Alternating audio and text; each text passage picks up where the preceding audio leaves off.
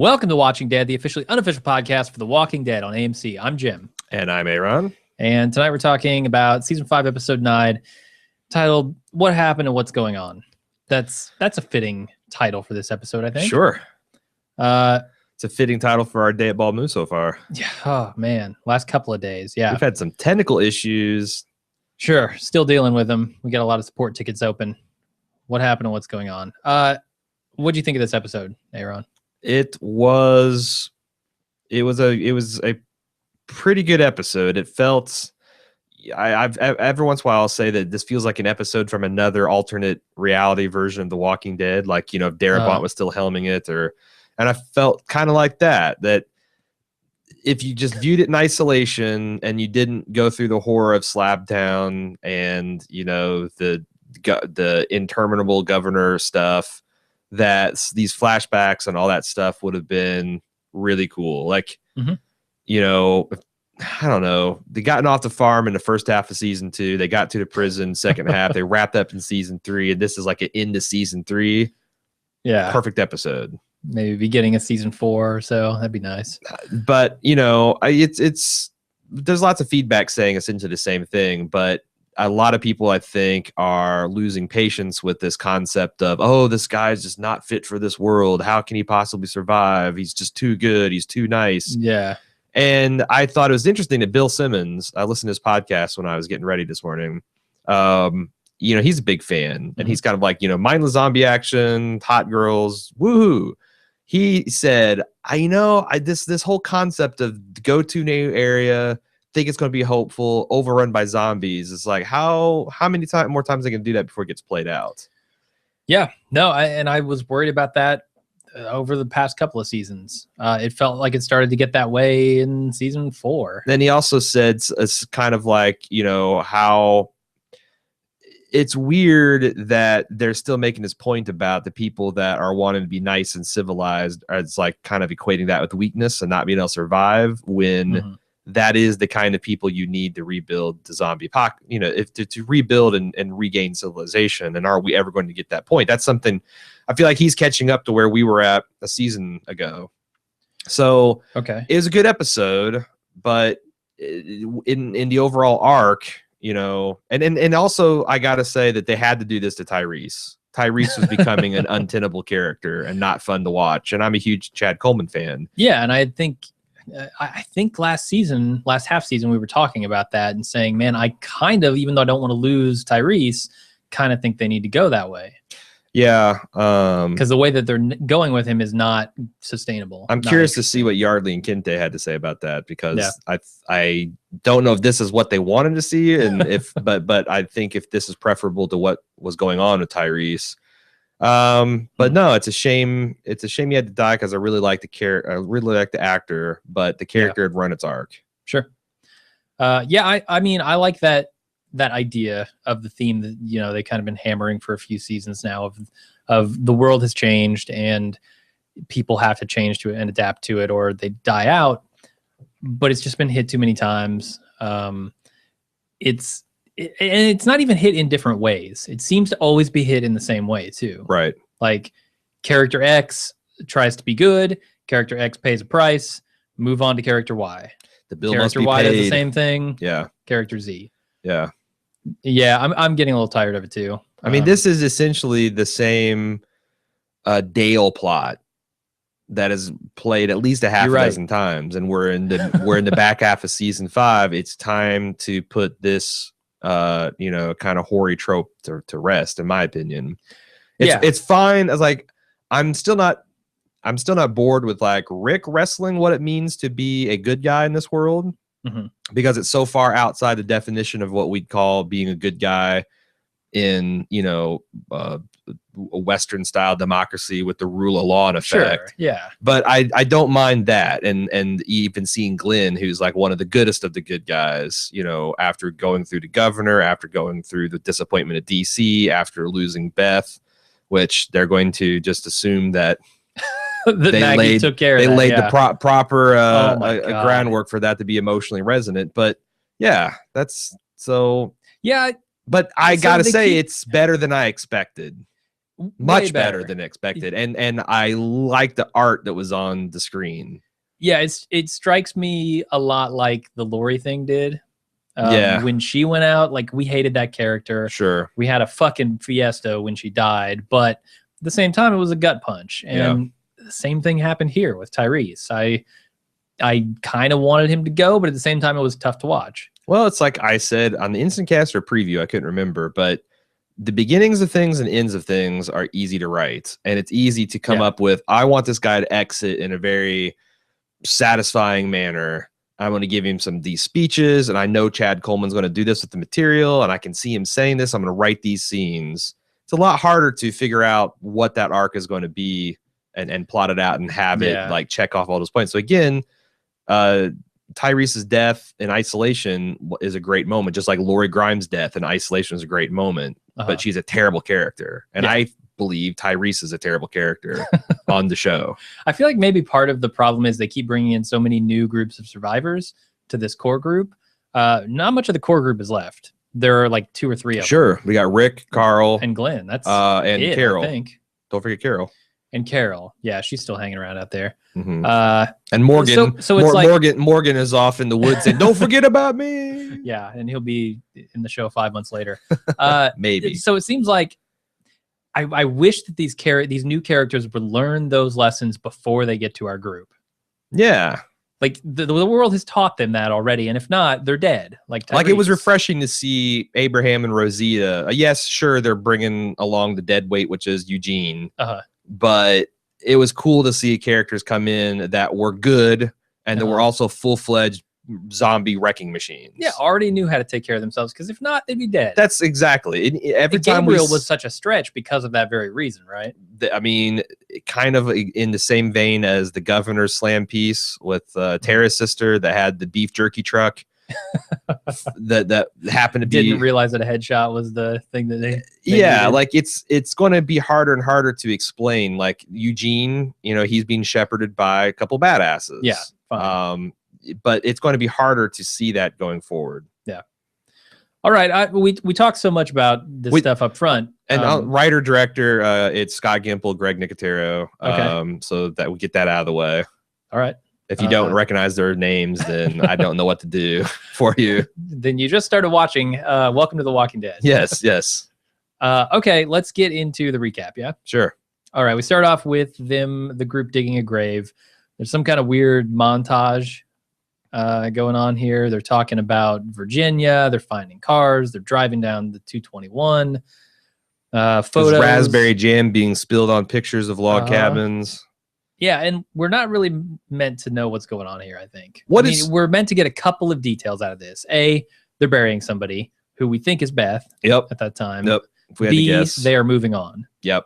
They're headed toward Virginia. But we also had some weird flashbacks to Lizzie and Mika, which made me grip the armchair like Knuckle White.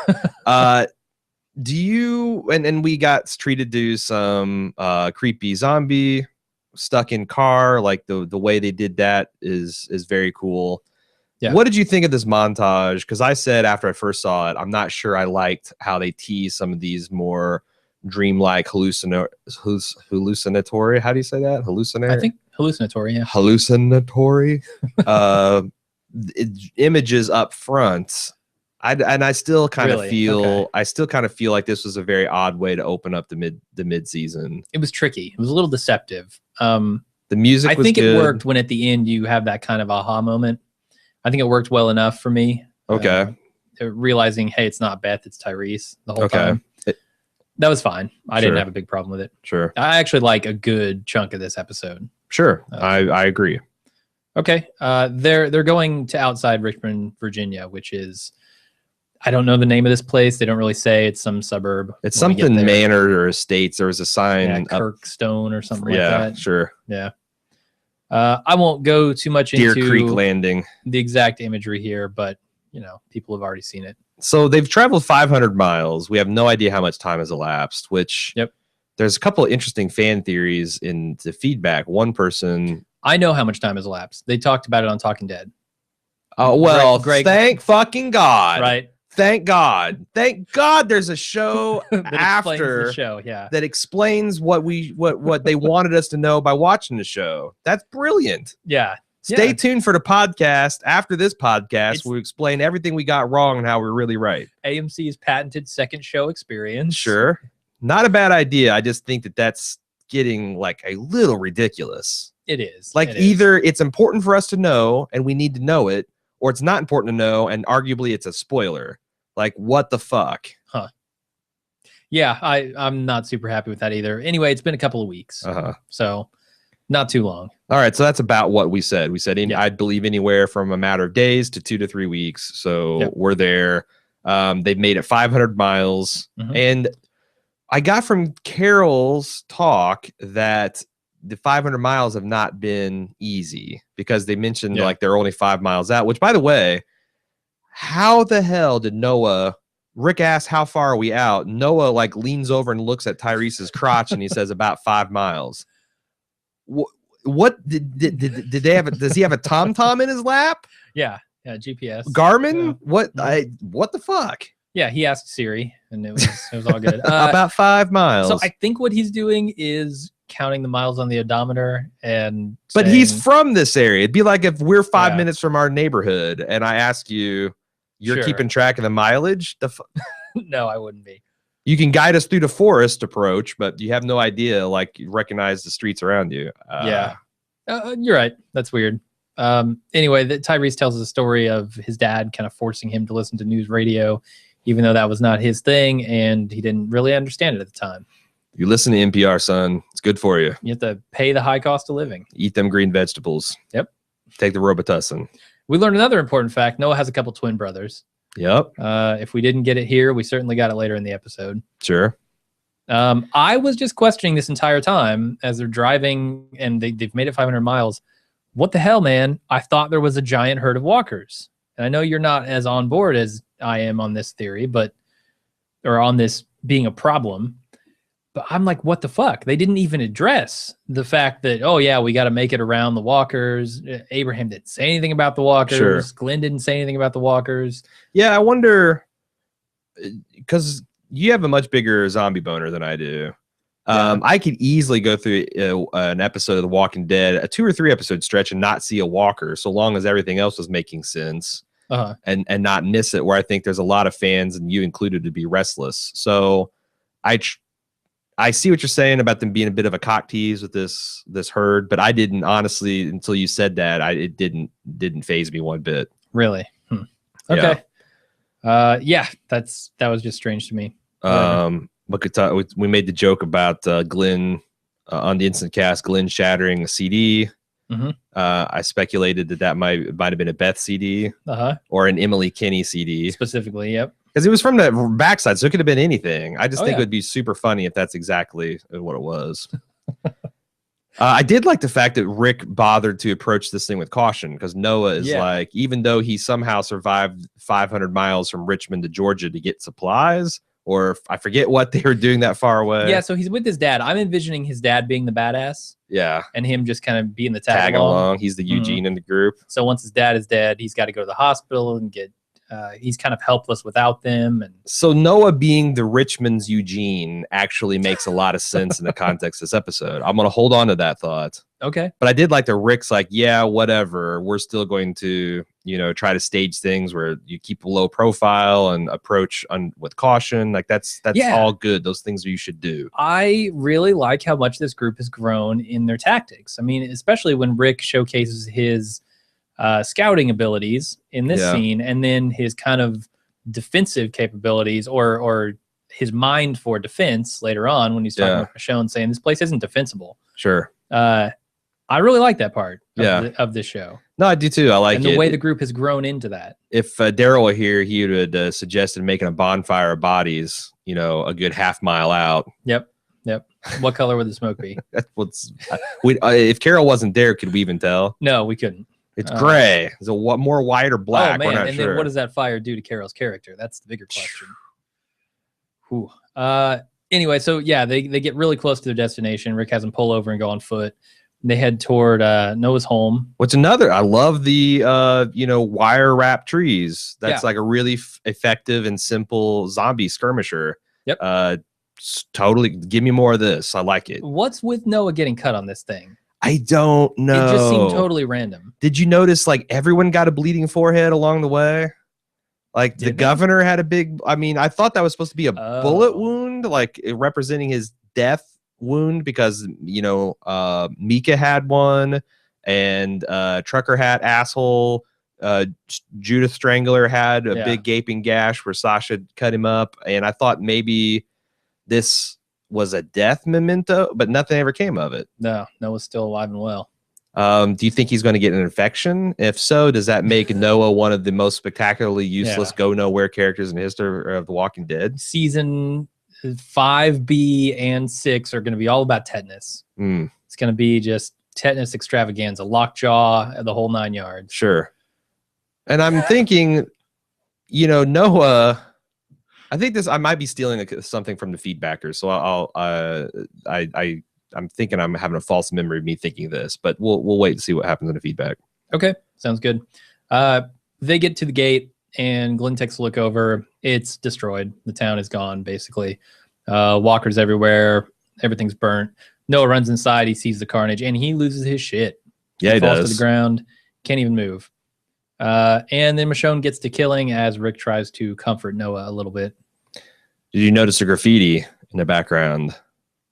Yes, I did. What does it say? Wolves not far, or not far. Yeah, I'm curious what that means. There's some speculation in the feedback. So is it spoilery or not? No. Okay. No one has any inside information, so I'm gonna take people's theories just as they are. Okay. My theory, non-spoiler, is that this is some kind of gang that maybe even had done this. Like obviously somebody came through and hacked up those bodies and stuffed those torsos in a truck, and they're the wolves. It's the pack from Red Dawn. They've the werewolves. Timberwolves? That was werewolves in Red werewolves? Dawn. I thought so. All but they got in a fight with the Jets and the Sharks or whatever the fuck they are. And and they won. Patrick Swayze is going to come swinging in next episode. A CG Patrick Swayze. Love it. I think the gate should have said "Don't open dead inside." Frankly. Anyway, sure. They scavenge for some supplies as Rick and Glenn kind of talk about this new world, and Glenn is not too happy with it. He's being changed by it, certainly.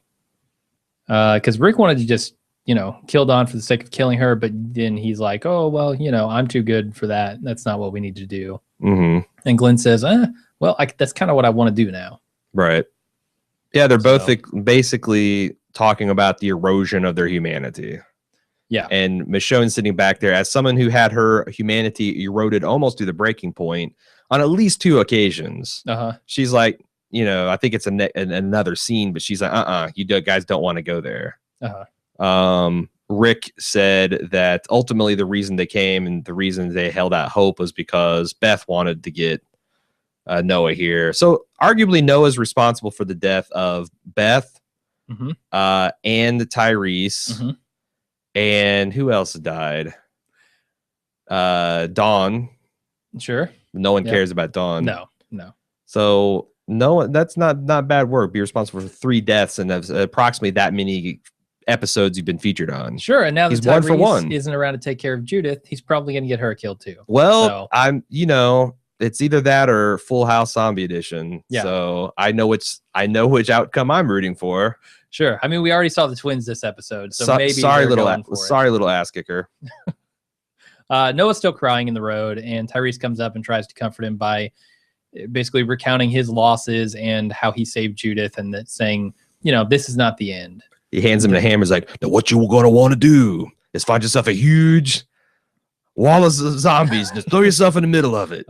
Fight your way out. If you live, you live. If you die, you die. Sure. So Noah gets up and takes off running after that advice, and Tyrese follows.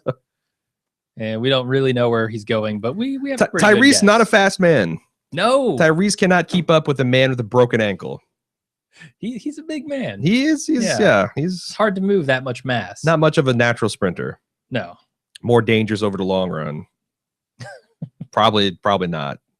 No, I doubt that. Anyway, Glenn tells Rick that, he's changed his mind about being a nice guy. Things are bad. You can be out there too long. We kind of already talked about this previously. And he grabs a baseball bat, which he uses later in the episode to kill some zombies. Mm-hmm. Noah gets to his house. Everyone inside is dead. Unfortunately for Tyrese, one of his brothers has become a walker. And Tyrese zones out. The walker sneaks up, bites him. Then Noah comes in, kills his brother, and runs off to get help. So you have some problems with the framing of this stuff, right? I think we figured it out because I'm like, okay, this is the kind of the crux of some of the silly stuff, The Walking Dead. They made a big point that he's got twin boys. Tyrese then sees that there are twins on the wall, and they shoot this as if it's like he's coming to the slow realization that there's another person in the house he needs to be watchful for. And he realizes it I felt like a second too late, and he turns around and the kid bites him. But that all would work fine with me, except for as he's walking down the hallway, he can see that there's a door shut with zombie feet kind of scraping around in there. Yeah. And then it looks like those kids share a joint bathroom. It's like one of those things where they got double doors. Walk-through bathroom, yeah. So why the stressing? Why make it a point that Noah has twin brothers?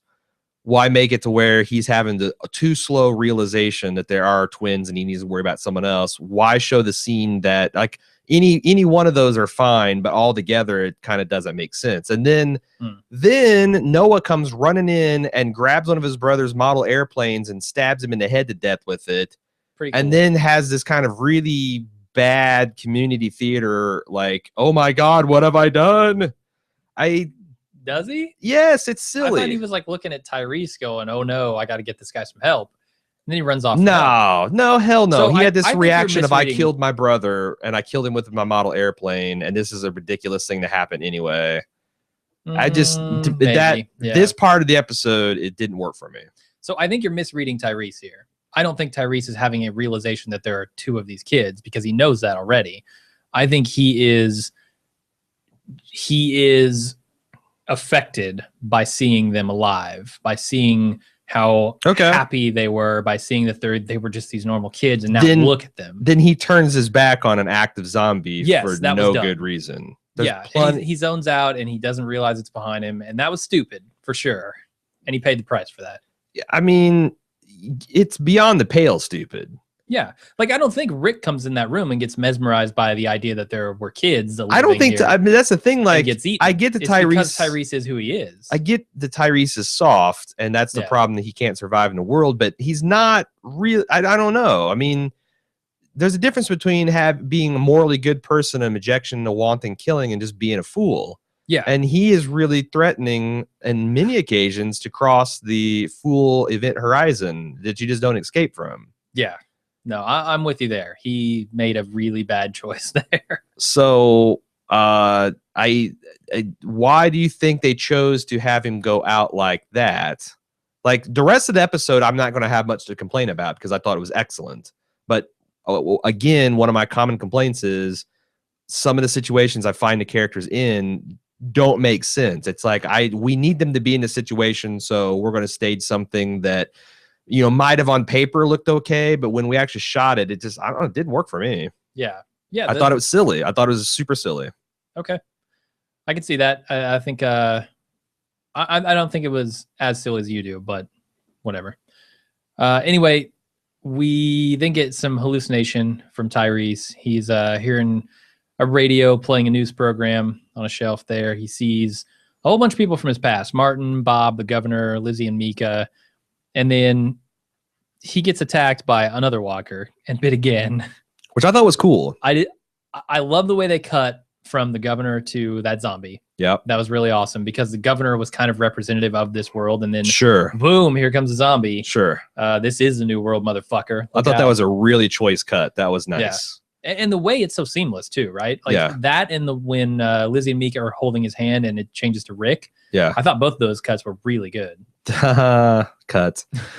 So if I was going to critique it, I think to make this go from good to great, Tyrese's second burst of life should have resulted in saving someone, because as he was giving a pep talk, again, we're talking about the themes are building up here, paying the price, the high cost of living. He kept on living even though he wanted to die because Karen was a soulmate, yada, yada, yada, whatever. And that was ultimately justified in his mind because Judith survived and he was there to take care of her. That's inarguable. If Tyrese wasn't alive, she would have died in the prison. It's almost a certainty. Yes. But then the dueling phantoms he has in his head are kind of undercutting that argument, which is good. But what I'd like to see is his second burst of survival, sacrificing his arm again to bash the zombie's head. If he could have saved Noah, so that would have been validated his worldview somehow. I thought that would have been a better way to handle that. Or as I talked in Instant Cast, if we had the Aaron Ralston 128 days later, if he had to cut his own arm off, in a doomed attempt to sail him, but it's like I'm going all in on this. Or even if that had succeeded and that became like now we got one armed Tyrese, who is the perfect synthesis of old world and new world. That he's kind of like a Dale with an edge, or a Herschel with more of an edge, or Herschel's just fine. I think Herschel was a great character, but for whatever reason, they just decided to make it. Felt like almost like a clip episode, like old school, like a little bit, yeah. Like with so many characters returning. I mean, I know it's not exactly like that. No, it's way better than one of those. But that it did have that feel, like when Riker got stabbed by the fanged root on Star Trek, and it's like, okay, we're gonna have 5 minutes of live action, and the rest is going to be the greatest hits because he's got a fever, and why not? Or Picard's getting his light torture or something. Yeah, something like that. It's a clip show. Yeah. But it could have been more, right? Like, do you feel like... yeah, I feel like that was maybe a slightly missed opportunity there for him to kind of prove to the world that people like him are not useless.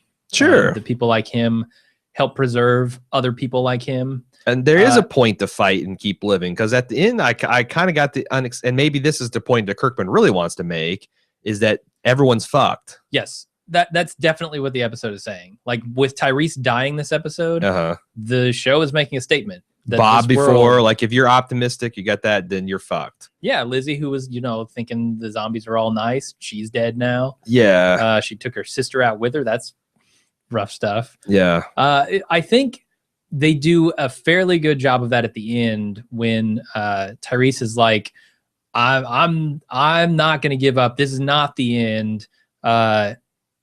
He talks about Carol and how he was, the governor's saying, oh, you sat across from that woman and she killed your family and you let her live. Sure. And he's saying that created an opportunity. Yeah, you're dead. Forgiving her sure. gave Carol the future to save more people and save their entire group. She came back and saved all of them. So Tyrese doing that was actually a huge boon for that group and saved them all. You're right. You're right. So he kind of just throws that in the governor's face, in the world's face. So your argument is that he already kind of did that by saving Judith and by sparing Carol, which essentially saved the entire group, that this is just a, this kind of wrapping that all up in a bow. Yeah, at the very end there. Okay. I think they could have done more with that zombie attacking him the second time. Yeah. Definitely. It kind of felt like, well, okay, what's the point of this? He's already dead. Right. He's already been bit. Right. But I don't know. Anyway, so what do you think about the stuff that's happening on this radio? Because I think we have slightly different opinions on that. Or maybe not different, just I got a lot of people feedback and thinking, I think this was a literal radio transmission, and I don't know, or maybe they weren't arguing that, but and I synthesized this into what I usually do, the first person wrote in about it. But to me, this is him remembering a particularly gruesome news show from the pre-fall, like something that happened in like Rwanda or South America or during some kind of coup And, talked about, people being macheted to death, which is something that the Rick's group did, talking about people resorting to cannibalism, which is something Gareth's group did. And then some stuff to sound like, so it's kind of and like setting fires, which is something that happened here. Yeah. Like now, instead of this being thousands of miles away, this is your life. And it was just that this wasn't, I don't know that it's foreshadowing because again, everything that this newscaster, the Ira Flato was talking about, we've actually seen on the show before. And it's consistent with the imagery of flashing back to Woodbury, flashing back to the prison, flashing back to the church and Terminus. So I feel like this is all bookending and looking back. It's not necessarily looking forward. I think you're right. I wonder if it might not also turn out to be a little bit of foreshadowing, because like the wolves not far thing, seeing these bodies of walkers. The wolves not far is for sure foreshadowing. Yeah, definitely. These bodies are definitely foreshadowing of something. Well, people are saying that's another cannibalism because people like leave the torso and chop off all the arms and legs. But we saw a lot of arms and legs. They didn't eat them. No, I didn't get that either. No. I thought one cool possibility, because we know that the new spinoff is going to take place in or around Los Angeles, is what if this was a radio broadcast that's going to kind of hint about what we're going to see there? Because LA is a coastal area. Yeah. It could be like, government largely has already fallen, but there's pockets of humanity and there's still some, underground radio or, Reporters Without Borders or whatever the hell they'd be at this point, and some of this is going to tie into events we see in that. Yeah, that would be kind of interesting to me, but I just expect to see a lot more hipsters in that show. There's a lot more. Eugene can't be the only one in that show. There's not a small amount of hipsters in Georgia, in Atlanta anyway. I've been to Atlanta. You're right. There are some hipsters. There's some scenes in Atlanta. Sure. All right. I think that's all I want to talk about in that scene. Although I got to say this. So I was watching The Talking Dead, obviously. And did you know that those two kids, the two brothers, is actually one kid? Because one person that they shot. Because I was going to say this when Tyrese was looking at the images, I thought a couple of them looked very poorly composited. Yeah. So that's the deal there. Okay. So couldn't find two twin kids, huh? I guess not. I don't know. Then you got to pay two actors. What they said is like they liked him so much that they had to bring him in, even though he wasn't a twin. I heard that the final season of Mad Men and Better Call Saul soaked up all the budget, so they couldn't afford two actors. They just did one and photoshopped it. That's what I heard. All right. I don't know how Sony not having budget would affect AMC, but okay, whatever. I don't either, but I'm just talking season 2 Walking Dead, old school complaints, school bitching. Yep. I did think you had some cool things you noted in the bedroom scene. There's that little zombie toy on his brother's nightstand, and there was like candles that looked like from Terminus, and there's like a Guitar Hero that might have suggested Beth to him, and like we were speculating on like if you went around the room and looked at like all the little toys and decorations, and that looked, the framed picture that looked an awful lot like the cabin that he shacked up with Carol in. Yeah, well, that sounded more awesome than I meant for it to sound. But it would be cool to like go through and see like what all those things were real, what all those things he was incorporating into his hallucinations. Yeah, like look at the scene before he gets bit and then after he gets bit, and I wonder if there are any differences. I didn't go back and look at those. It'd be fun if you I'm seeing this like highlights for children style, like the empty room, and then the room with Beth sitting is like circle the differences. The Beth sitting on the thing. Circle the differences. There's the blonde girl and two more blonde girls, and yep. Here's that black dude from The Wire. He's got a military jacket on. With the eye patch. Yep. All right, let's move on. Michonne makes a case to Rick that they should stay here in this town. Rick says, this is not secure at all, Michonne. You're crazy. Michonne won't let it go, and then she takes Rick over to the gate to try to show him something. But, there's a field of torso-less legs and arms, and kind of disproves her own point here. Well, so the case for this place is weak. Yes. But she then makes a case for DC, which I thought was strong. She does, and Rick agrees. I like that. Yeah, like Eugene might be a dumbass, but he is not a complete idiot. Sure. and he's maybe more book smart than all of us. So if he thought there was something to DC, which that makes perfect sense. Yeah. If there's going to be anything surviving, it's either going to be one of those fucking nuclear bunkers in South Dakota, Utah, or some shit. Yeah. Montana, something like that, or it's going to be in Washington, D.C. Definitely. And Rick acknowledges that, and he's ready to go there. I'm a little worried about Michonne here. She's getting tired of just making it. She is starting to express kind of similar things to what Tyrese was expressing, to what Glenn has kind of given up in this episode. I'm worried for her a little bit.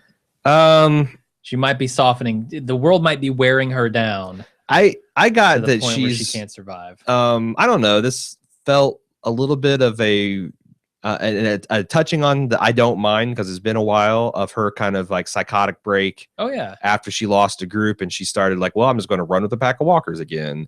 And like her kind of like desperate and panic that every time she starts feeling that humanity's slipping, it's like brings out the wild animal as she gets wild eyed and she starts being shouty. And so I thought that was a piece of her character, that she's starting to feel like, you could even see when she had to use her sword to dispatch, like she's really, the weight of this is really getting to her. So I didn't mind that so much. No, I didn't mind it. Okay. I'm just saying I'm worried that if she follows a similar path to Tyrese, she will end up like Tyrese. I just hope she doesn't. Well, if Gimple keeps following the path that The Walking Dead's on, we'll end up with The Walking Dead. None of us wants that. I don't know. Some of it's okay. Anyway, so Noah, we go back to Noah. He's somehow God damn it, Noah, under a piece of wood grating, being attacked by walkers. He's Steve Urkel. Like as soon as Rick pulled him from underneath that porch studio, he's like, "Oh, did I do that?" Yeah. I mean, I was waiting for him to have toilet paper stuck to his shoe. Like, he is a fucking useless. Yep. He gets the group's attention. They rescue him, and he tells them Tyrese is bit, and they all run off to help him. I really, really like how Michonne tries to take this walker's head off, but there's rebar in the way. The rebar zombie was clutch. She's shocked by it. She doesn't even know. She flounders for a second. Well, she's like, I expected that head to be gone. When all you got is a samurai sword, the whole world looks like heads ready to be chopped off, and you can see that she. It's funny because it did really throw her, but she spent a good portion of the season without her sword. So I thought maybe she would be a little less reliant on it. But no, I like that. That was cool. Yep. Agreed. We get a bunch more montage shots, this time with Beth singing over it. No, bullshit, Beth. I watched Glenn crush your CD. The music is dead on this show. Get the fuck out. Get the fuck out. 2 musical solos by you. Get the both of fuck them. out. Guitar Hero 1, 2. Get it out of here. Yes. Yes. And your rock band shit too. Get your shitty drum kit out of here. I don't want to hear it. Good day, sir. Tyrese is hearing and seeing more people from his past in his hallucinations. Some are telling him it's okay now. Others are saying that he's not cut out for this world. And there's a big internal struggle going on here with Tyrese. Yeah. Both for his bloodlines there. His veins and arteries are being fought over. And it seemed to me like he's trying to force of will this thing not to kill him. Yeah. Which, again, I wonder how the human drama had been if he had cut his own arm off. I super loved the sudden flash to darkness and the governor standing in front of these like Ray Finkel laces out style projector scenes. So I thought that was really cool. Yeah, I did too. Like and just the forcefulness he comes out with, that you have to pay the price, or what he could have been like he could have been a really good governor. Yeah. But nothing wrong with David Morrissey. They did not have the because I gave him a lot of shit, and they didn't have their shit together with that character. But man, that scene kind of made me think of like what this could have been if they tightened that up and gotten a little focused on it. Yeah, like I said, I'm loving a lot of this episode. And what Martin says to him here, I mean, we've talked about this theme already, but this is kind of an important piece. Being part of it is being now. So if you want to exist in this world, you have to let it change you, and you have to become what it wants you to be. Otherwise, you're not going to be in it. just a huge part of the theme Yeah. for Tyrese. You have to know which parts you have to let go and which parts you have that are important. Yeah. And I think that's what's always been cool about Rick's group is that they can descend to just savagery and butcher people with machetes, but then they can come back and be very charitable and compassionate and kind. You know, the world needs more. The world needs Rick Grimes in his group, like Abraham said, and some of this stuff I think is pretty cool. Yeah, like you said, a lot of this episode I really liked, and I like the fact that they really went all out on the production and the imagery, and I think that stuff is all good. Yeah, a lot of people don't like it. A lot of people, you know, just want Walking Dead to be what Walking Dead has been. Who doesn't? I mean, yeah, I've seen a lot think of people on the internet just saying, you know, hated this episode. Where's my Walking Dead? That kind of thing. Sure. I mean, I guess, and I can see that if the show, you know, has passed the point of no return for you, how this just is stupid.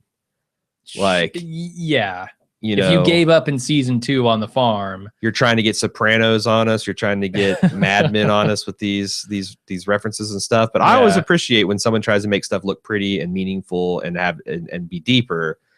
It's I think Shane said on the forums, like, you know, in any given half season, there's always one that you just kind of knock out of the park, and you think, damn, why don't they just do that all the time? Like, what is the problem? I'm sure it's not easy. I get it's not easy, but well, you know, this is an old saw for us. We're starting to go in circles. We're stuck on the farm on this podcast because I'm going to say again, where's Carl? Carl got out again. The amount of money that this show makes, little boys should not be able to sneak out of upstairs windows of farmhouses. That's all I'm saying. Yeah. Okay.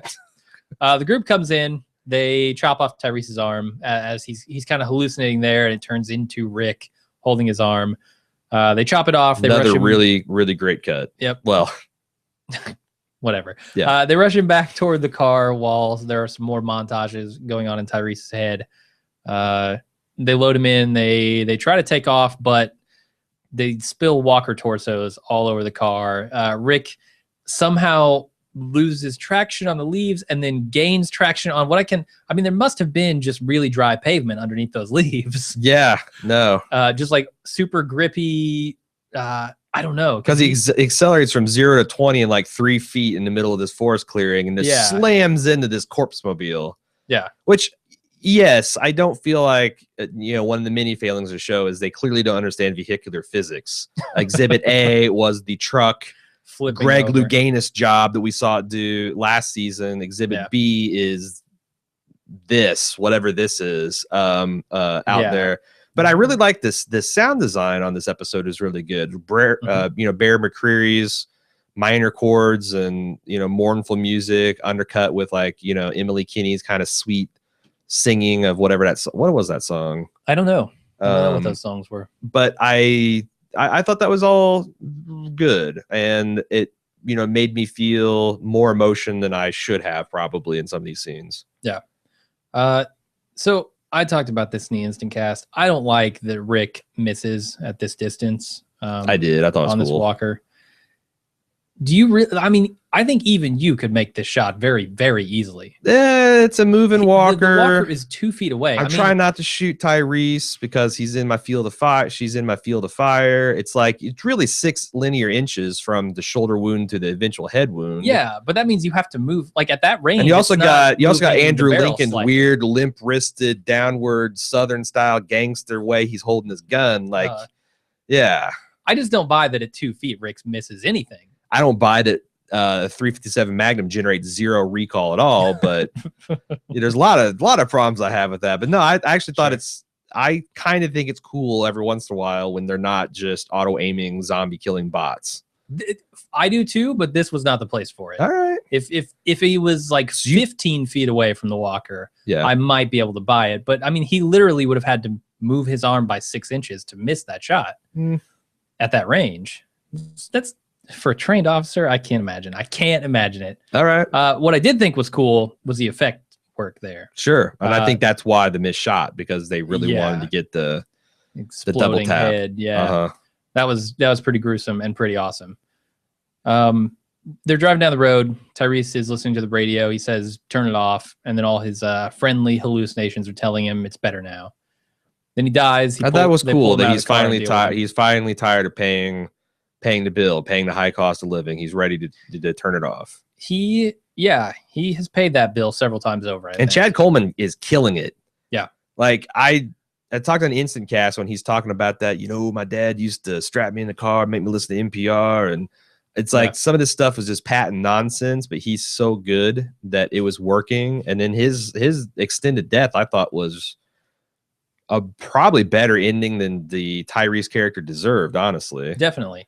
I really like this when they did it. And he gave it, you know, like he made this character who's fundamentally silly and weak, very dignified in death.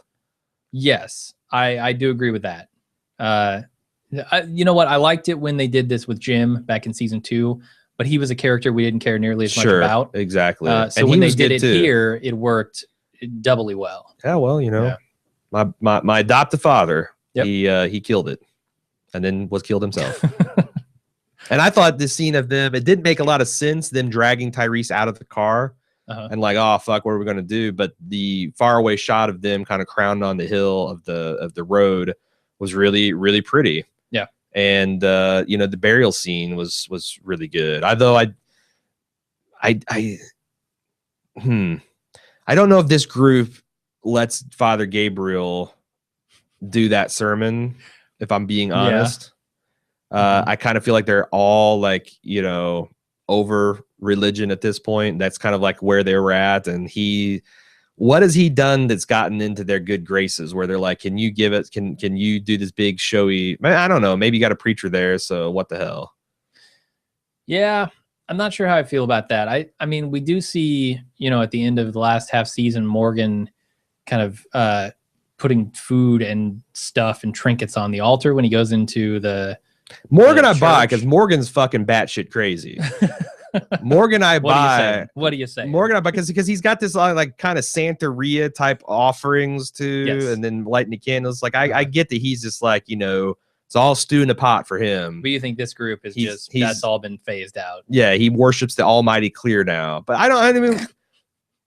I say when we first found Father Gabriel and how they treated him and how the respect or lack thereof that they showed God and like, you know, even Maggie, like this is just 4 walls. Yeah, and after what happened to Herschel, like you got to think that's going to have Maggie asking some questions. Herschel was very religious. Yeah, to just have this like, you know, but there again, you know, you got a preacher there. Why not?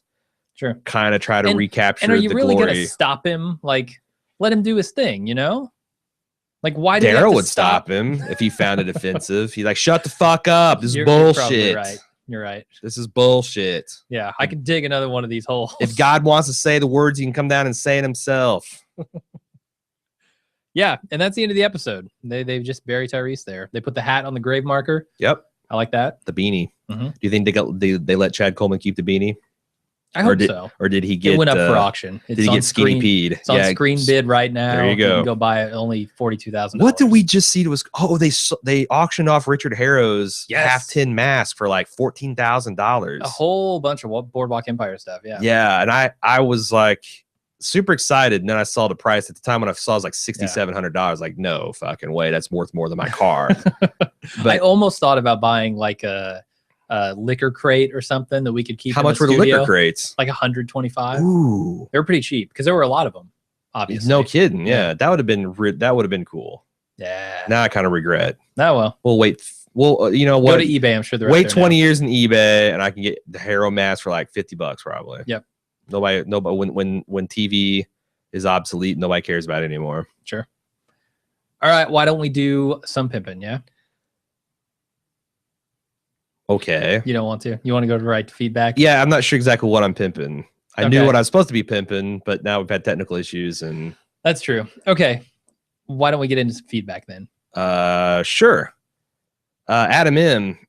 Calling you out, Jim. He goes, so who writes your intro music? Time to start pimping that band again.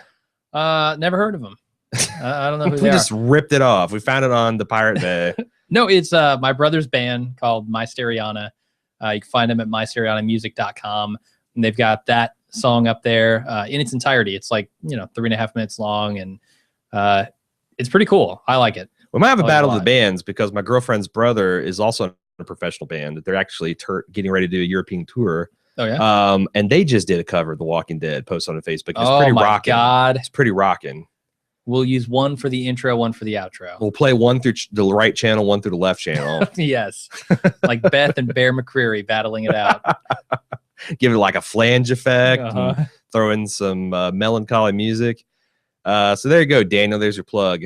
Jake from Tallahassee said, I wrote in several times last year complaining about Tyrese being a self-righteous pussy that constantly put the group in danger. Wouldn't you know it, they kill him off in an awesome fashion in the premiere. When the trucker hat hillbilly said, if you weren't such a bitch, things could have been different, I stood up and cheered. I'm pretty sure you have to pay the bill as code for the writers fixing their mistakes, but I'm glad they nipped that Tyrese shit in the bud. Great way to start the season. I agree. Totally agree. All the above. What do you think about the writers having to pay the butcher's bill? I think Gimple has been paying back the bill that Mazzara racked up for a while now. He's racking opened up his own bill. line of credit. Let's be He's frank. put a couple of drinks on his own tab, but yeah, he had a lot of bill to pay down. Go home, Gimple. You're drunk. Patience B said, OMG, Noah is the most useless piece of crap yet. More so than Father What's-His-Face, Gilliam. Maybe he would have applied pressure to the stump and acted like he gave a shit about Tyrese dying in the car next to him. Every scene Noah was in made me hate him more and more. Tyrese was a salvageable character. Noah is Tara 2.0. Wow. Well, when you line it all up like that, I don't know that I can argue. Chris S. said, poor Tyrese, victim of the transitive property of Walking Dead black guys that states that no two main characters may be black guys at any one time. Yeah. Gotta stop you right there because there's the uncomfortable fact that we've had 3 survive perfectly coexisting for like the better half of a season and a half now. He qualifies that quite a bit by saying main characters. Well, what the hell does that even mean? Exactly. Is Gabriel a main character? It's a nebulous qualification at best. Yeah. I don't know. I don't know what the definition of main is. He does bring up a good point. What's the deal with no other people around? Carol wouldn't be at Tyrese's funeral. This felt like a 3 episodes type of episode. How the hell did Beth work 2 songs in the season opener? Who's her agent? He is fantastic. Yeah, a dead character gets two songs promoting their music career in the premiere of a season they're not even in. Yep. Awesome. Yep. The only thing is that they had to let Stephen Yun crush her CD. That was the negotiation. Mm-hmm. Matt from Chicago said, point number 1, the show went 5.5 seasons, 59 episodes, approximately 2,600 minutes without any character stepping 1 foot outside Georgia. And yet within the first 5 minutes of this episode, they're 4 states away. Yeah. Kind of a big jump. Yeah.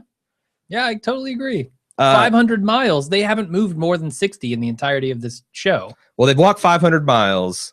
They're going to have to walk 500 more. I guess so. All I know. Tyrese fell short. Number 2, unless I missed them, it didn't look like Abraham or Zeta or Eugene were present at Tyrese's funeral or present with the group when they were scavenging for supplies and cars. Does that mean there was some sort of schism in the group between Beth's death and the start of the journey towards Virginia? No, I think what happened is Rick is just smart. He takes his badasses, scouts ahead, leaves a badass or 2 behind to protect the weak, and doesn't get them in any trouble that way. Well, Matt from Chicago says point 1 and point 2 lead me to number 3, which is my big prediction. Number 3, the rest of, or at least a decent portion of this season will take place in the past. The next episode will probably start the rehash of what went down tonight, and maybe Rick will tell the rest of the group that he decided to head towards Washington. Then it'll be some sort of 1 week earlier transition, and we'll pick up from the point of the group exiting the hospital. There's a lot of context missing from the series timeline. What happened in an aftermath of the hospital? How is Rick able to convince the group to abandon everything they had known to head off to a stronghold that may or may not exist? How'd they get through a herd of walkers? Why does Gabriel, who had been surviving on his own for so long, decide to leave behind his church and his neighborhood to follow people he had literally met days before? Where are Abraham and company? How did he get past the walker herd?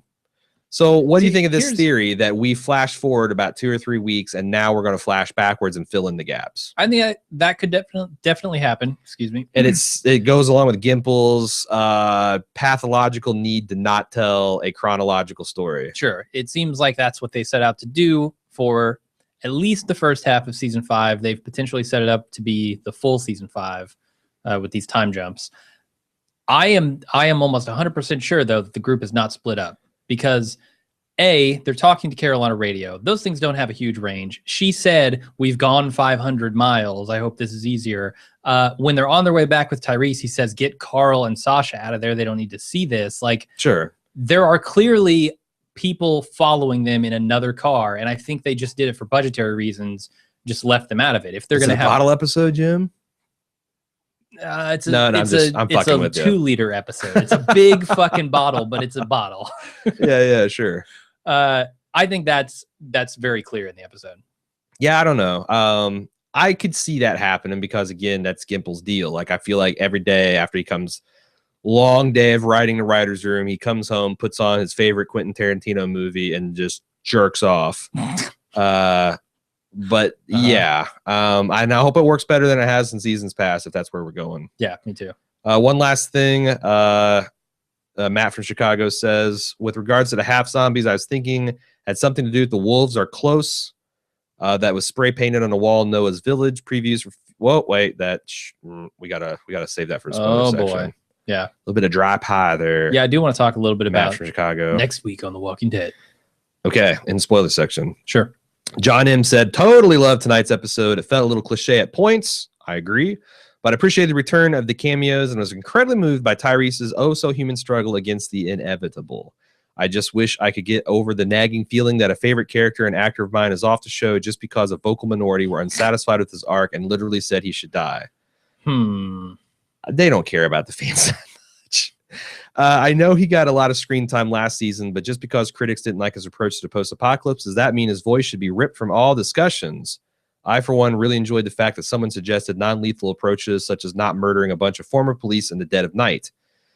Is it possible that this is why the Big T got done? Were the writers just giving the bloodthirsty masses what they wanted? For once, I'm actually wishing the actor acted or asked for too much money. R.I.P. Big T. What do you think? Is there anything truth that he got written out because the fans got tired of his approach?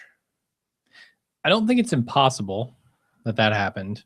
I think, they could have people watching the forums and watching Reddit. I know they do. Yeah. I know they'd have people that's got to affect you, right? If someone is telling you, hey, here's all the ways in which you're fucking up, and a lot of people are telling you that, I think that's got to influence your writing at least a little bit.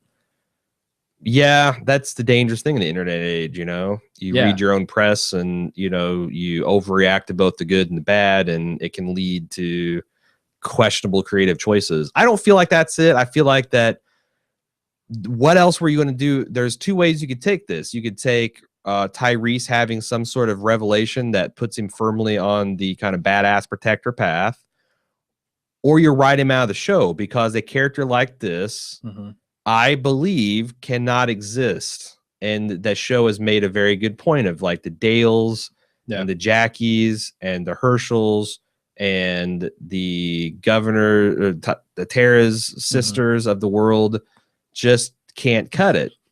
Yeah, it's amazing. The world itself is really the only consistent character, right? Yeah. It has consistently just shit on these people. This world is a bitch. They try to do anything good. Yeah. Pop writes in and says this was a very compelling storytelling device in the ebb and flow between the slipping out of life and being present in death. However, it was sadly cashed in on a benign character with a weak development and soft background story. This could have been brilliant, an entire episode have done for, say, Rick or Michonne, characters with complex character development and rich storylines with sins to atone for. Rick facing Shane and death, making peace with Lori and Herschel, perhaps even Daryl and Carol. Michonne meeting with her husband, son, Andrea, or the governor. Deep possibilities here. Tyrese hooked up for Karen for a week or two, and we are to believe that relationship held a deep, lifelong meaning of love and commitment. Maybe so, but this is a TV show, and I did not buy it.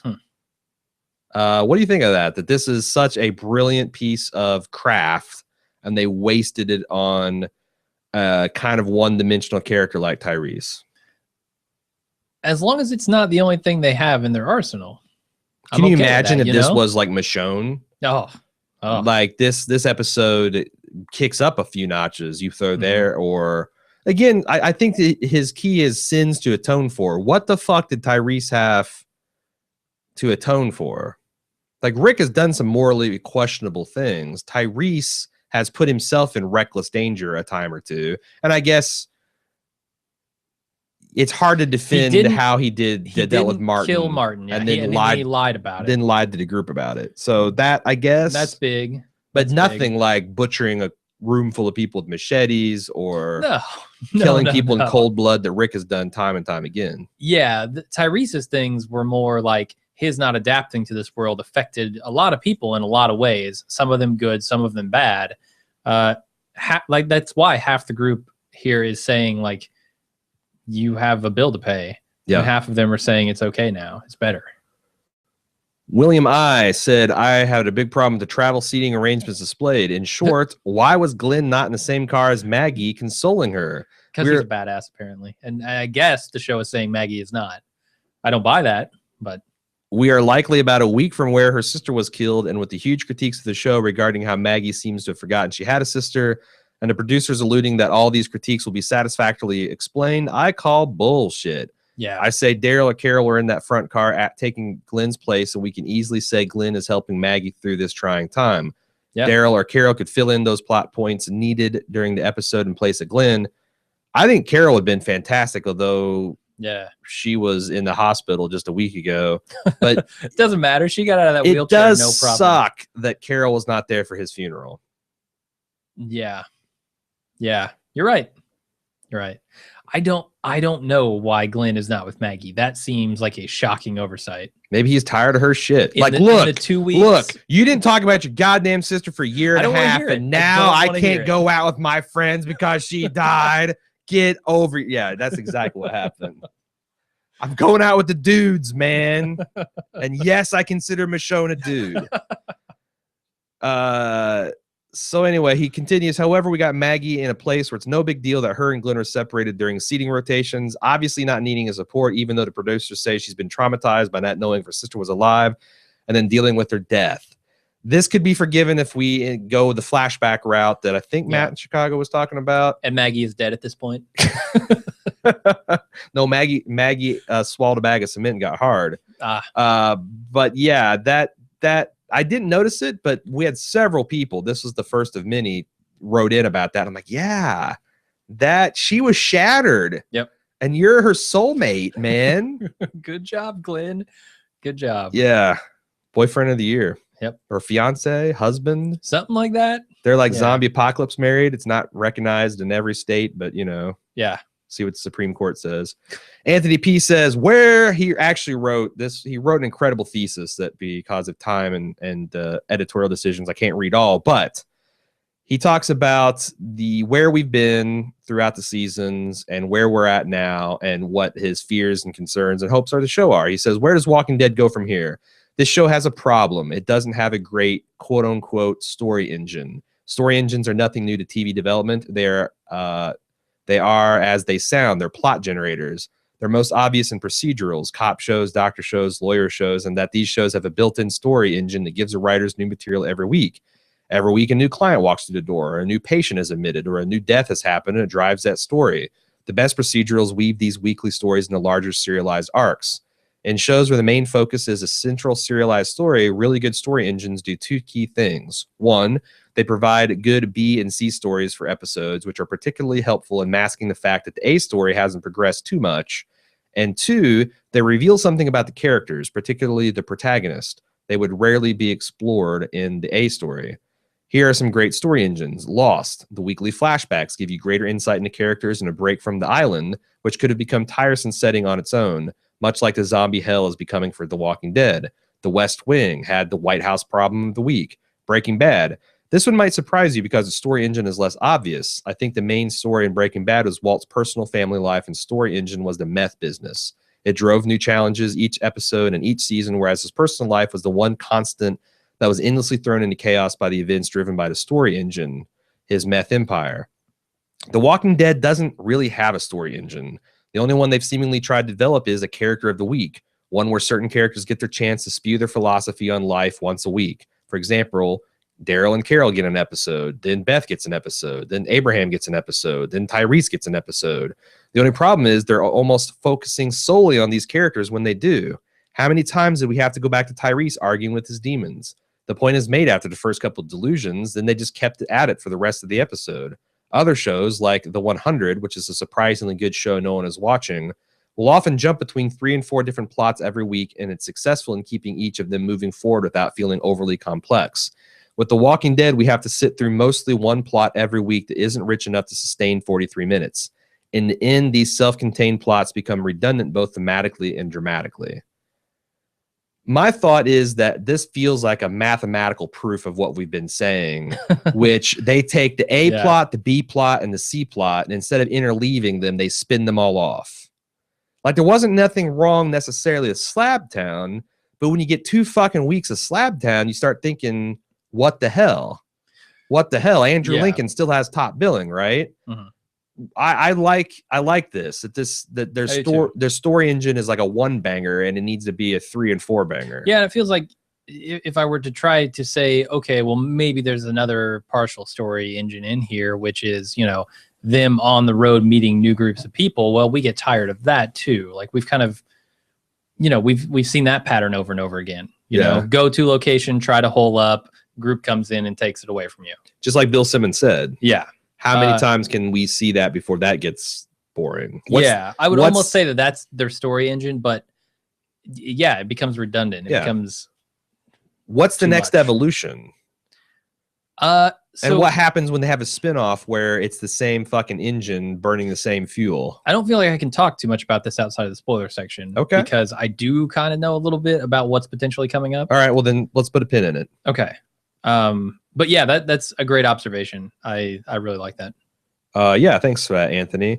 Moving on to GQ said, I knew Tyrese was dead when he walks by a dead animal on the road. Then you see the grandfather clock at the beginning of the episode indicating the time's up.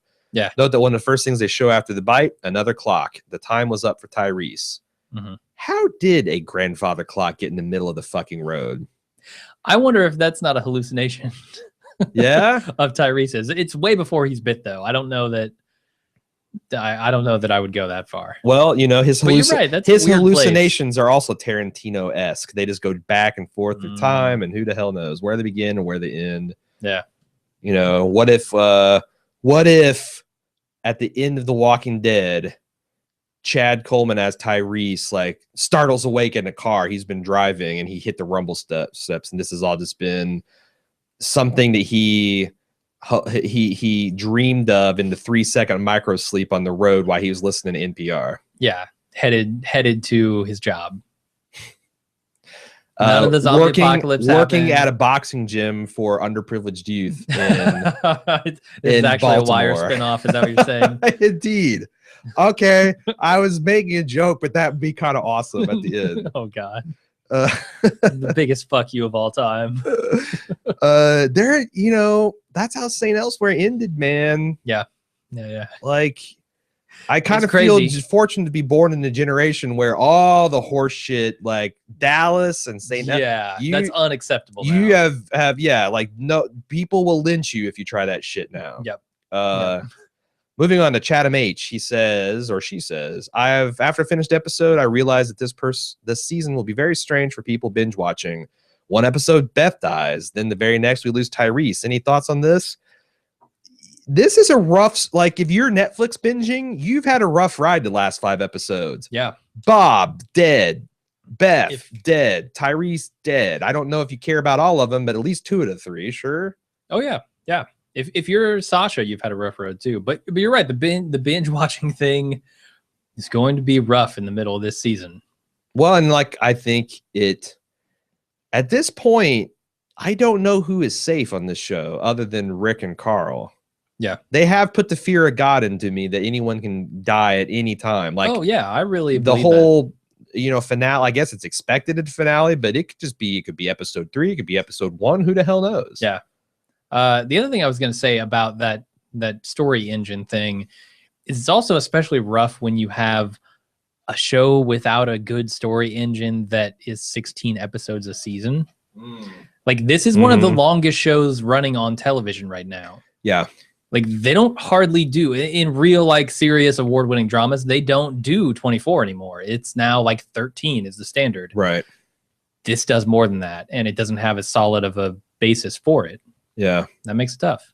Yeah, that's a good point. They do churn through more because of AMC's greed. They churn through more material and character stuff than the average show. It's kind of like, I was reading an article about the fucking Patriots and how they've effectively played a year and a half more football than everybody else in the NFL because they've had so many postseasons and so many deep runs in the playoffs. And it's like, when you're looking at the records, you got to kind of take that into account, how much more mileage is on the tires. So that's something.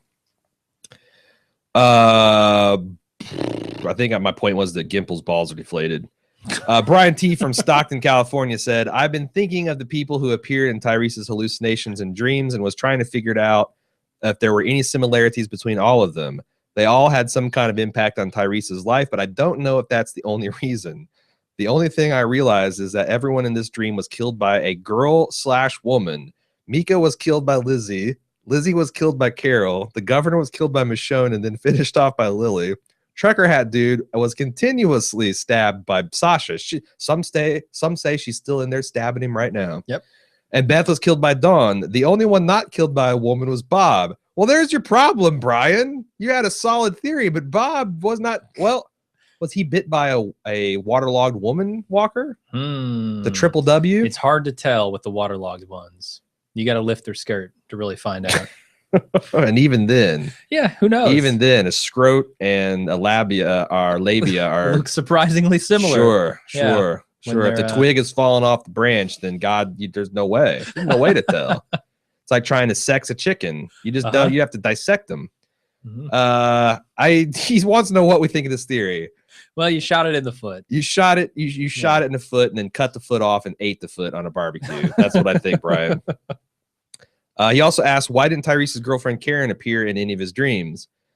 I saw on Reddit that apparently she's on another network television show, and so a good, solid story-based reason for that. Yeah, sure. But yeah, that did seem like, man, you couldn't get her to do a pickup. Yeah, like you couldn't have her a green screen. And I mean, I saw the shit you were doing with Noah's twin. That was jank. Like you couldn't get me some jank Karen. Yeah, that's unfortunate. Yeah. Because it does undercut the love of his life angle. Rachel A. from Seabus, Ohio said Tyrese, patron saint of children, got taken out by a child because he was distracted by pictures of said child. I feel like there's something to this. This is the crazy listener theory section of the feedback. Okay, I'm on board so far. All right, I'm intrigued. All right, but honestly, it was such a dumb way to die that I don't care to chase my tail around in circles trying to figure out the symbolism. So just as you get onto her bandwagon, she flips it over and she kills the theory. So just as she makes it into a full-fledged theory, she kills it. Kind of like the characters in the show. She gimpled you. The central thesis of this show revealed itself in the episode. Children are the real threat on The Walking Dead. Wasn't it that the opening shot of the pilot, Rick versus Zombie Child? It's been there all along. I fully suspect Judith will be the undoing of this group. Carl shot his mom, so he's the man down, immune to this theory. But kids on The Walking Dead should be avoided at all costs. Totally agree. Couldn't be happier about that. That has Zombaby written all over it. Zombaby. Pat W. Has a problem. When they were taking Tyrese to the car to get them in the other car with the cauterizer, why didn't they just have the car with the cauterizer meet them at the front gates? Wouldn't it have been easier than carrying a guy through the woods? But then we would have missed a big payoff with the zombie torsos. They could have had that planned ahead of time, but this group is terrible discussing plan B.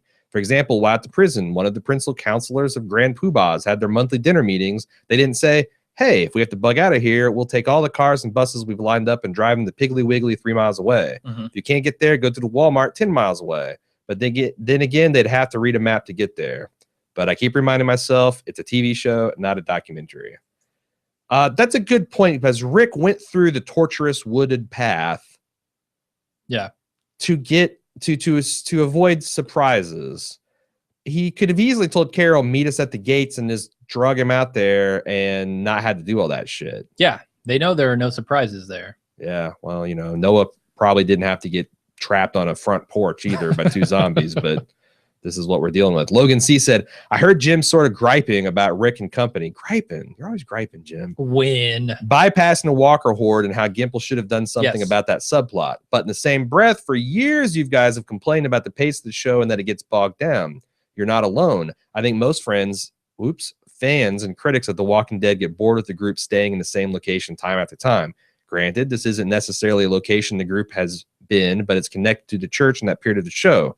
This was sort of a Game of Thronesian move on Gimple's part.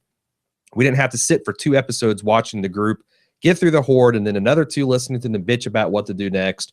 Rather, they took 2 minutes to tell you what was happening and they moved on. They sped it up and went to the next significant location without wasting any time doing so. I enjoyed the jump and getting to that point in a narrative rather than sifting through a month's worth of bullshit as the group sat with their thumbs up their asses. If we're going to complain, if we're going to complain about the show being too slow, then don't complain when they're trying to be active and get somewhere new.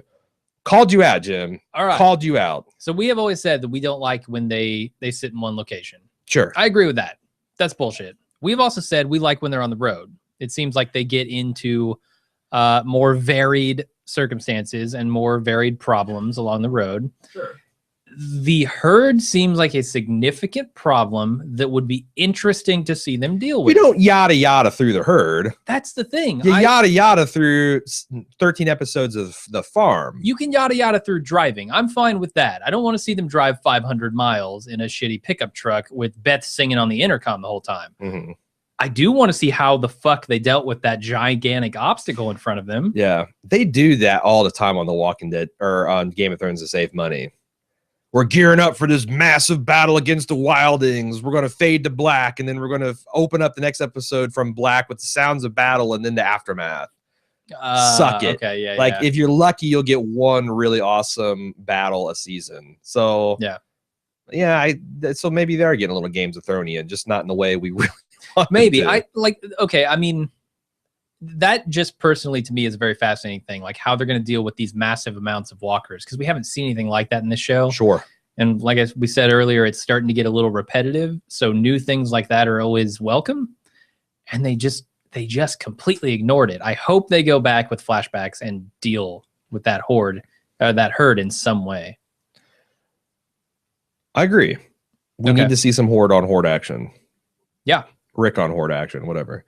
Louis O said, I watched this show faithfully and I'm constantly left thinking, why does Kirkman want to deviate so much from the comics? Oh, you're preaching to the choir. I understand he wants to create a new experience, but maybe he should realize his original material is what brought fans on board. It would be like GRRM changing up Game of Thrones just because. The only events, yeah. I want to say something snarky about him, letting the show leapfrog him, but the only events or deaths that I felt was done close to the material was replacing Herschel and Tyrese. Herschel in the show was, in my opinion, what Tyrese was in the comics. And his death, he was an old white man with a fluffy white beard. Sure. And his death at the hands of the governor was just as hurtful as Tyrese's was.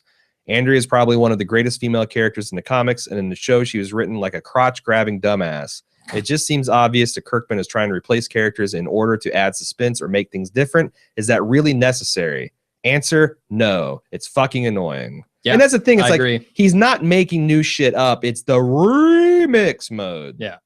It's the Mickey Ficky remix at 9 p.m., on Hot 96.3, and I think he needs to either completely change it up and go to classic rock, or maybe your favorite alternative from the 90s, but this is not working for me, man. What? I mean, get DJ Paul Bunyan or whoever the fuck out of here. I get him away from the mixer sliders. Either make up some new content or like... Yeah, I don't understand it, because I have seen basically 1-for-1 shit go on in Game of Thrones. Right. No one has a problem with that because it is a compelling story to begin with. Yeah. I mean, it's like, 0.9 to 1, but sure. Yes, it's not entirely exactly the same, but when changes happen, it's because they're trying to streamline material and make it more suitable for television. Yeah, they're fixing it for the format it's in. I don't know why they don't do that with The Walking Dead, because everything I've heard about The Walking Dead, it's not like they're backing off because they can't show some of this stuff on TV. They've shown damn near everything. But there's some stuff like some of the shit that the governor got up to. I don't think you can film and put on basic cable. Sure, you can't film it, but you could definitely imply it. You could definitely tell that story. Yeah. just don't show it on screen. Sure. But it's like, I'm going to take this situation and put this character into it. I'm going to take this character and give him this person's death. And I'm going to, I don't get it either, because it's not a surprise to us comic book readers. And as I've said before, us comic book readers are a minuscule portion of the viewing audience. Yeah. Like less than 1%. So that's a stupid. Now, if Kirkman's bored, I can understand that. But, you know, this is like a child's book where you flip through and you put a different head on a different animal's body and select different feet. Like, you're not an artist, man. You're not inventing new animals, okay? So, like, if I don't see how that can scratch his creative. I don't get Kirkman, man. Every time I read an interview with him, it's infuriating. Yeah. It is completely infuriating. I don't know. I'm not, you know, a very well-known creator like he is. I don't know the pressures that he's under. I don't know the feeling he has toward his original work, but something is just not making him happy about it. And he's changing it up. I don't know.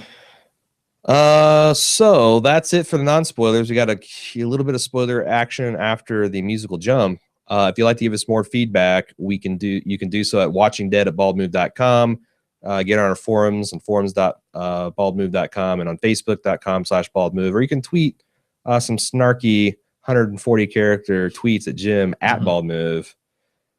All right, that's it. That's it. Okay, we're out. We will see everybody who wants to be there in the spoiler section. Everybody who doesn't, we'll see you next week right after the episode. Until then, I'm Jim. And I'm Aaron. See ya.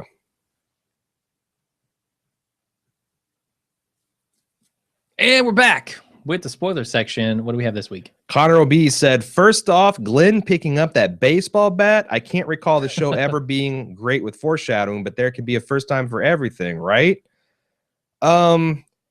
Yes. They are teasing Glenn getting the shit beat out of him with the baseball bat hard. If you recall the season opener in Terminus, Glenn was this close to getting brained by a baseball bat and his throat slit. He picks up a baseball bat and one of the most heavy-handed inserts I've ever seen.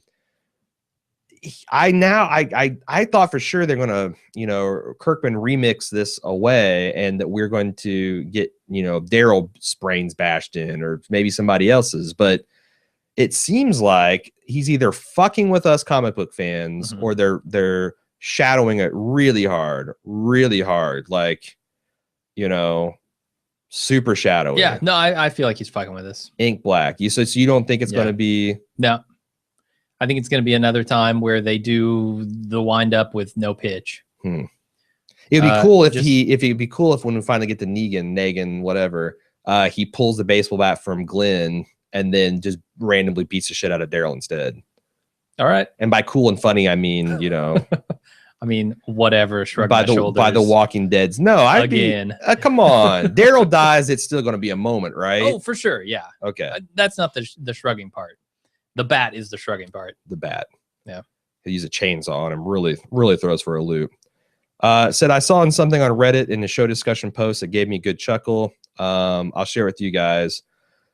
Some dude on Reddit whose username is unpronounceable, Simo Muscle, what the fuck, wrote in something to the effect of, wouldn't it have been funny during Tyree's hallucinations to see Shane sitting on the bed next to the governor, rubbing his shaved head, then ignoring Tyrese, just looking at the governor and saying, sup?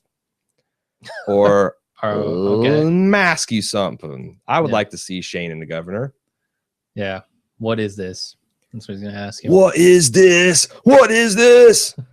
Shane S. So I had previously written in to say that I thought Maggie's suicide attempt. They would have had to name the episode, What Happened, What's Going On, and what is this? Shane S. said, so I was previously written in to say that I thought the Maggie suicide attempt was coming. We talked about this in mini spoiler editions, right? However, I think we're in for a Kirkman-style remix. I think it will be Sasha in Maggie's place. We've seen Sasha is in a very pessimistic place and has been depressed.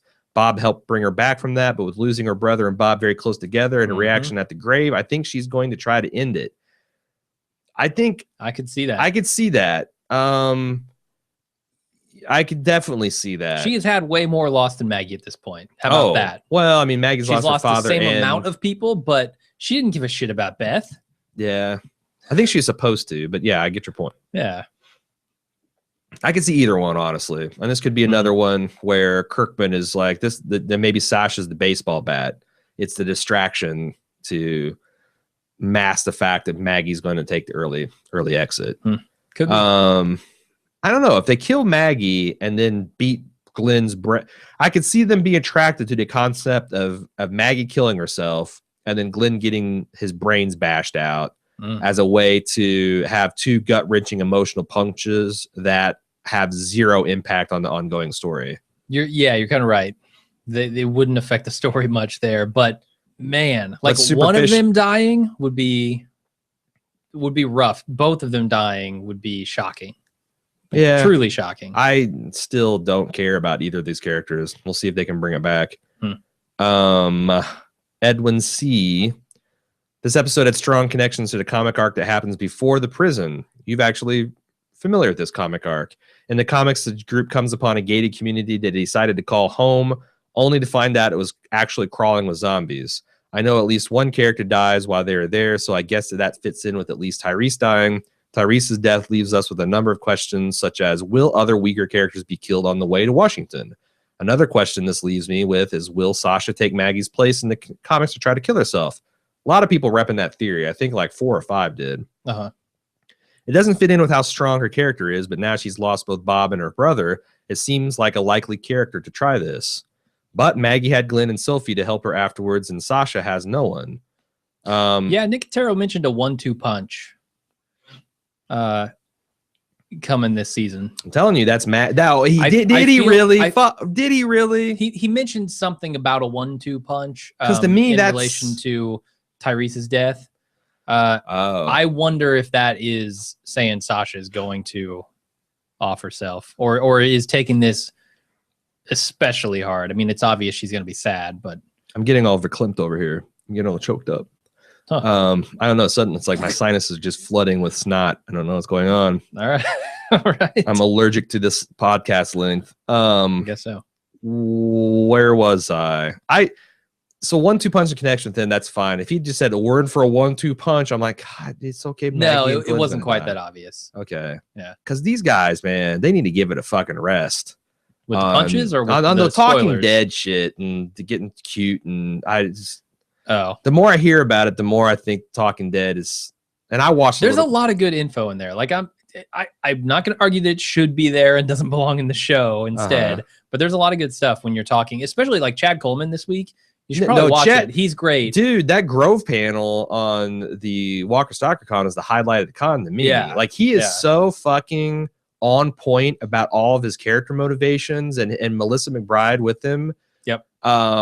And it's a damn shame that more of that doesn't get on the screen. Yeah. It gets into the Talking Dead a little bit this week. Yeah. And he's like, you can tell he's fighting back tears during this thing. He's like really emotional about, being off the show and the things that his character had to do and stuff. The one thing I'll say is it does seem like everyone on this show loves working with each other. Yeah. And I know that's like, a lot of big productions, but they do seem, I mean, there's not, in Breaking Bad and some of these other shows, you had a lot more continuity in your core. It's not every show that turns over its main cast almost 100% in 3 to 4 years, right? Sure, yeah. So that aspect of it, and the fact that it's not just been that, it's been the turmoil on the showrunner side that, it's kind of like the Walking Dead the behind the scenes mirrors the real life Walking Dead a little bit. Showrunners get fired and killed and ganked, and creative differences happen, and people getting written. I mean, it's fucking intense, man. Yeah, but I suggest you try to look that Talking Dead up. He goes, as for the bodies at the end of the episode, I have no idea about that because there was never a story or anything like that in the comics, but it looked to me like Noah's community was attacked by another group. And I know everyone is jumping to cannibalism with the zombie torsos falling out the back of the truck. I don't know why people are jumping into that. That makes no sense to me. No. We saw their legs and arms. Yes. What if they were meant for defense purposes? We know that Negan is set up somewhere near Washington area. And in the comics, his base, the sanctuary, is surrounded by walkers staked into the ground. That's the first thing I thought, with the governor doing roughly the same thing, using walkers as weapons. he goes, a literal wall of walkers. The one zombie Michonne's trying to take out does have some kind of rebar in it and can be maybe one that they tried to use and broke free. Let me know what you guys think. I think that's a fantastic theory. They kind of did that in the Walking Dead video game a little bit too. Oh yeah, that one place in New Orleans that had, or was it New Orleans? I think it was New Orleans. It was somewhere on the coast. Yeah, I think you're right. Yeah. Yeah, they had that literal wall of walkers. Yeah, littered, kind of stuck on stakes through their bodies, holding them against the wall. That would be awesome, and that would be a horrifying image as well. Sure. I don't know how effective it is because a walker stake through. It's like, yeah, you can't climb that fence. But all you got to do is like put a knife in the walker can't actually do anything to you. So you stick a knife in your head, and now it's like, throwing a burlap sack over razor wire. Yeah. You've defanged the fence, but there could be other really ingenious methods of using those walkers. Sure. For things. Mm-hmm. No, I totally agree. It would be really cool if like maybe they use them as a makeshift minefield. Like you bury those torsos in the ground, leave their heads sticking up, cover them with like leaves or something. Then you're walking through a minefield of walkers. You love that idea. I've heard you talk about that a couple of times. Like, what can we do with living walker heads? Something more interesting than making them an aquarium decoration. Yeah, I think it's a cool idea. Yeah. Well, that's all we got. It's kind of light for. I wanted to talk a little bit about the next week. Okay. The next time I did too. All right, because it's got some interesting stuff in there that it has me excited for the next episode. Like, all right, I read a book a while ago, many years ago, by Richard Bachman, who's a pen name for Stephen King. It's a collection of short stories, and in there's one called The Long Walk. Oh yes, know it, love it. I think it was you who told me about this years and years ago. So I read that. It's basically this contest where people sign up to walk across the country, across the U.S. There are people behind them with guns. If they drop below a certain miles per hour, they get a warning. If they don't pick it up, if they do it again, they're killed. They're shot. I think they get a total of two warnings. The third one's fatal, but yeah. And the end, whoever can make it the farthest or to the end, I think it's to the end, gets a big prize. The next episode has that feel to it, where they are being followed by walkers. They're out of food, they're out of water, they're out of energy, most importantly, and they can't stop. And it feels a lot like the Battlestar Galactica episode 33 minutes, I think it is. Not my favorite, but sure. I know, I like that one a lot. There's just an impending doom behind them that forces them to continue going. If they stop, they're dead. I also like some imagery about that because I've read some material and saw a few documentaries that say the early man did exhaustion hunting. Yes. Where essentially they'd pick off a few buffalo from the herd and they just follow it along the Serengeti. And we sweat and we're bipedal and, we effectively manage heat and exhaustion much better than animals do. Yeah. And that eventually the animal would keep walking because it's naturally afraid of humans because if they stop, they'll eat them. But eventually the animal, maybe it takes a day, maybe it takes 3, but eventually they'll drop dead. At which point the tribe that's been following can eat for a week. Sure. That's kind of interesting in the next, to have that done to us. Yeah. Because not only the walkers are like the ultimate example of exhaustion hunters. They just keep walking at a slow, shambling pace and challenge you can you outdo this? And that's always been one of the core things about walkers that are frightening. Sure. Is they're not quite human. Yeah. And they have those kind of superpowers, So I'm super excited to see that and how they get in that position and how they deal with it and that kind of stuff. Sure. So that's, I think, all we got. What do you want to talk about the wolves? The wolves are near. We see a literal pack of what looks like feral dogs, perhaps wolves in the preview. Yeah. Would that be interesting that if there's a pack of wolves that have figured out that if they nip a human in the heel, then zombies will kill them and then they can come and eat the remains. There's a wolf pack that is cruising with the zombies somehow, or they're living in a symbiotic relationship. We haven't seen many animals in the show that are kind of you expect to see dogs and cats everywhere. Right. Because there are a shitload of those in society, and I don't think zombies eat them. So yeah, I would like to see a pack of wolves. Like it seems like they're exploring fresh concepts in some of these subsequent episodes, and that's what I'm really interested in seeing. Like I've seen, the go to a place and get driven off many times. I want to see something else, and it looks like they're going there. Yeah. So it'd be funny if the wolves are a literal pack of wolves. Yeah. But then it's a lot of questions about if they're going to move 50 miles down the road, are we ever going to see the humans responsible for this carnage at this little estate? Are we going to get answers to the heads and torsos and all that kind of stuff? Mm-hmm. If so, they have to wrap it up before they get to DC, because if these people are I don't know. I feel like 50 miles is the limit to your effective range for a gang or some kind of thing in the zombie apocalypse. Well, yeah, I think it was 100 miles is how far they are from DC. Oh, I thought okay. So that's even worse. They get to Washington, D.C., and they're dealing with a gang called the Wolves that take everybody's torsos and heads. That's going to be, It's the reason I don't buy that that's the governor's clock in the road. Sure. They're 500 miles from the governor. Sure. Yeah. Yeah. All right. That's it, man. Yeah. Thanks for listening. See you next time. See you next week.